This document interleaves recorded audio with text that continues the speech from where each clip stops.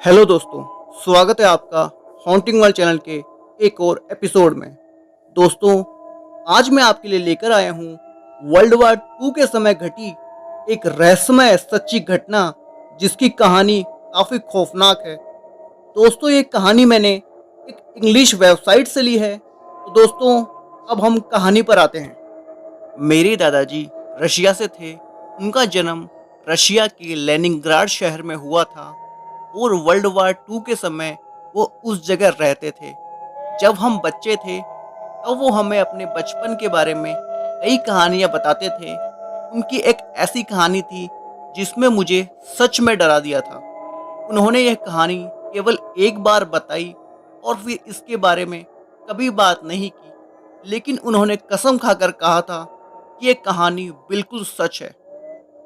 World war to के समय सितंबर 1941 में जर्मन सेना ने लेनिनग्राड शहर को घेर लिया था और सभी सड़कों को बंद कर दिया था। कोई भी अंदर या बाहर नहीं निकल सकता था। वे इसे लेनिनग्राड की घेराबंदी कहते थे। यह इतिहास की सबसे लंबे समय तक रहने वाली और सबसे विनाशकारी घेराबंदियों में से एक थी। हिटलर ने शहर को सीज करने का निश्चय कर लिया था और उसे इस बात की कोई परवाह नहीं थी कि इससे कितनी इमारतें नष्ट हो जाएगी और कितने मासूम लोग मारे जाएंगे। दरअसल उसकी योजना सभी सप्लाईज को काटकर पूरी आबादी को मौत के घाट उतारने की थी। इसके एक साल बाद लगभग 1 लाख से ज़्यादा लोग मारे जा चुके थे और सड़कें सड़ी हुई लाशों से भर चुकी थी। लेनिनग्राड की घेराबंदी के समय मेरे दादाजी सिर्फ 6 साल के थे। वो अपनी माँ और अपनी 2 बड़ी बहनों के साथ शहर के मध्य में पास ही के एक अपार्टमेंट में रहते थे। उन्होंने कहा कि शुरुआत में तो ये सब इतना मुश्किल नहीं था, लेकिन जब धीरे धीरे खाना खत्म होने लगा तब हर गुजरते दिन के साथ जीना मुश्किल होने लगा। बड़ी मुश्किल से खाने के लिए कुछ मिलता था। कुछ दिन तो वो ब्रेड की सूखी पपड़ी खाने का जुगाड़ में सफल हो गए, पर बाकी दिन उन्हें भूखा रहना पड़ा।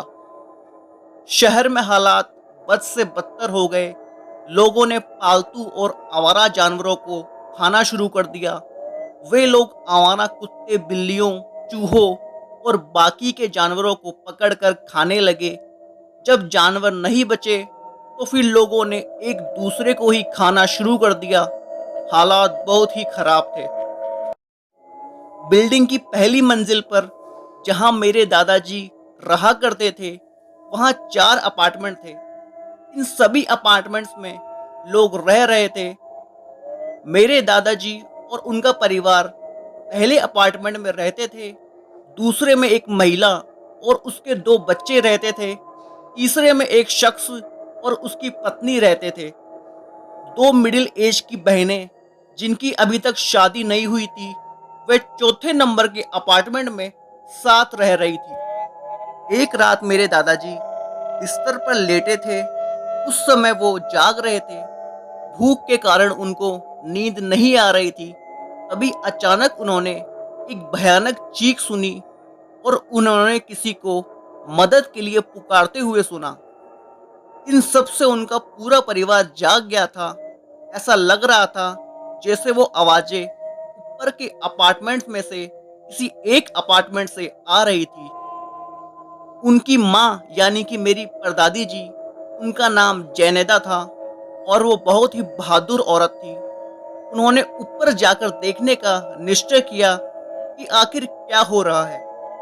उन्होंने उनको सभी हिदायत दी कि वो दरवाज़ा बंद कर ले और उसे किसी के लिए ना खोले जब तक कि मैं नहीं आ जाती।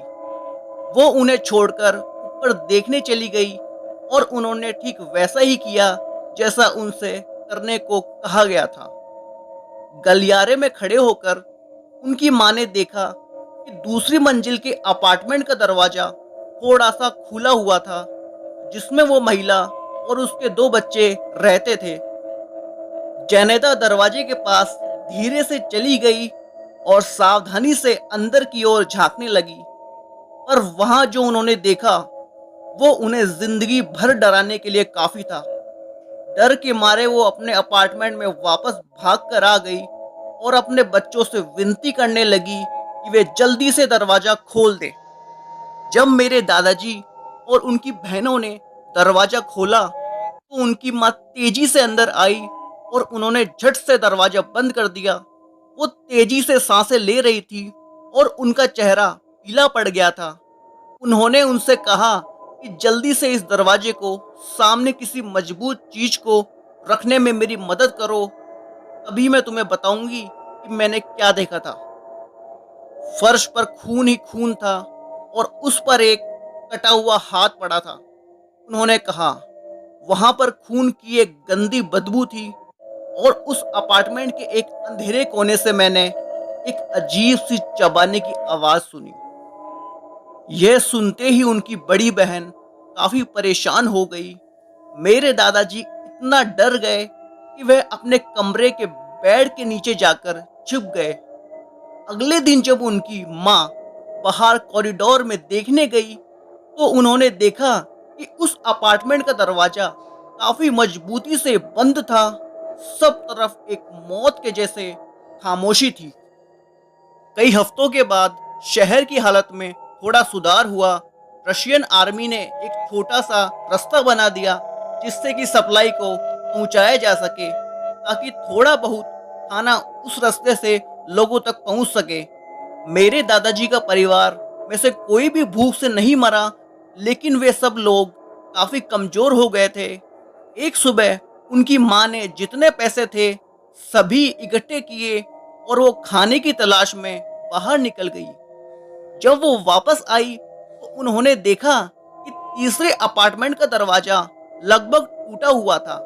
इस अपार्टमेंट में एक आदमी और उसकी पत्नी रहती थी।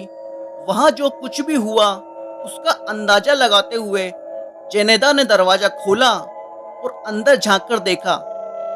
कम रोशनी में उसने देखा कि फर्श पर दो सड़ी गली लाशें पड़ी थी, जिनके शरीर का अधिकांश मांस उनकी हड्डियों से किसी ने निचोड़ लिया था।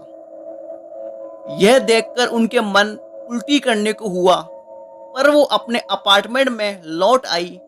अपने बच्चों को इस भयानक खबर के बारे में बताने के बाद उन्होंने एक बार फिर दरवाजे को अच्छे से बंद कर लिया। हालांकि वे लंबे समय तक इस तरह नहीं रह सकते थे। जल्द ही उनकी बची खुची फूड सप्लाईज भी खत्म हो गई थी। या तो उन्हें खाने का जुगाड़ करना होगा या फिर उन्हें भूख से मरना होगा। जेनेदा ने ताकत जुटाई और वो अपार्टमेंट छोड़ने के लिए उठी। वो कॉरिडोर में थोड़ा ही चली थी कि तभी उन्होंने देखा कि जो चौथा अपार्टमेंट था उसका दरवाजा खुलता है। उसमें दो अधेड़ उम्र की बहनें रह रही थी और तभी उनमें से एक बहन बाहर आती है। वह औरत असामान्य रूप से काफी स्वस्थ लग रही थी। शहर के सभी लोग भूख के कारण बहुत पतले और कमजोर थे, लेकिन ये औरत स्वस्थ और यहाँ तक कि थोड़ी मोटी भी लग रही थी। वो औरत मुस्कुराई और उसने कहा, हेलो। इसके बाद वो जेनेदा की ओर आने लगी।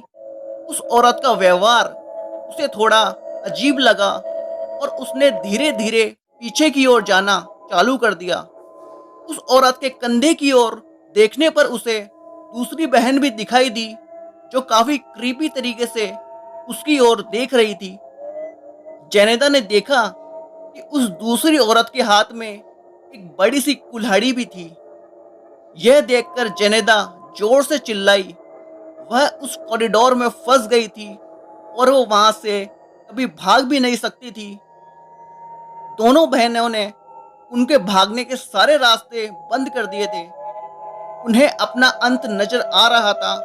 मेरे दादाजी की बड़ी बहन ने यह सब देखा। उसी समय रशियन आर्मी का एक ग्रुप उस जगह से गुजर रहा था। सभी बच्चों ने खिड़की खोलकर उन्हें बुलाया। उन्होंने कहा कि हमें मदद चाहिए। वो सैनिक यह सुनकर जल्दी ही अंदर आ गए। जब वे फर्स्ट फ्लोर पर पहुंचे तो उन्होंने देखा कि दो मोटी औरतें एक दुबली पतली औरत को एक कमरे में ले जा रही थी। सैनिकों ने अपनी राइफल्स को उन पर निशाना लगाते हुए उनसे अपने हाथ ऊपर करने को कहा। उन दोनों बहनों में से एक बहन ने कुल्हाड़ी का निशाना उन सैनिकों की तरफ किया और वो उन्हें मारने के लिए आने लगी कि तभी एक सैनिक ने उसके सर के बीचों बीच गोली मार दी। वो वहीं मरकर गिर गई। सैनिकों ने दूसरी दोनों औरतों को फर्श पर लेटने का ऑर्डर दिया और उनसे पूछताछ करने लगे। जेनेदा फूट फूट कर रोने लगी और उन्होंने बताया कि दोनों बहनें नरबक्षी बन गई थी। उन्होंने 2 अपार्टमेंट के लोगों को मारकर खा लिया है और वो हमें भी मारकर खाना चाहती थी। जब सैनिकों ने उन 2 अपार्टमेंट की जांच की तो उन्हें वहां पर आधी खाई हुई लाशें मिली। इससे उन्हें जेनेदा की बातों पर विश्वास हो गया। इस तरह सैनिकों ने मेरी परदादी और उनके परिवार की जान बचाई थी। उन सैनिकों ने उस दूसरी बहन को जमीन पर घुटनों के बल बैठने का आदेश दिया और उसके सर के पिछले हिस्से पर गोली मार दी। उस समय इंसानी मांस खाने की सजा मौत होती थी। 1 साल बाद रूस की सेना जर्मनों को पीछे धकेलने में कामयाब रही और लेनिनग्राड की घेराबंदी खत्म हो गई। इस लड़ाई के चक्कर में लगभग 1.5 मिलियन से अधिक लोग मारे गए और लगभग इतने ही संख्या में लोगों को अपने घर बार छोड़कर जाना पड़ा। इसी तरह से मेरे दादाजी और उनका परिवार ने खुद को बचा लिया। दोस्तों, यह थी कहानी सेकेंड वर्ल्ड वॉर की। आई होप आपको ये कहानी पसंद आएगी। दोस्तों, प्लीज़ लाइक एंड कमेंट करते रहिए और देखते रहिए हॉन्टिंग वर्ल्ड, क्योंकि हम आगे भी ऐसी घटनाएं लाते रहेंगे।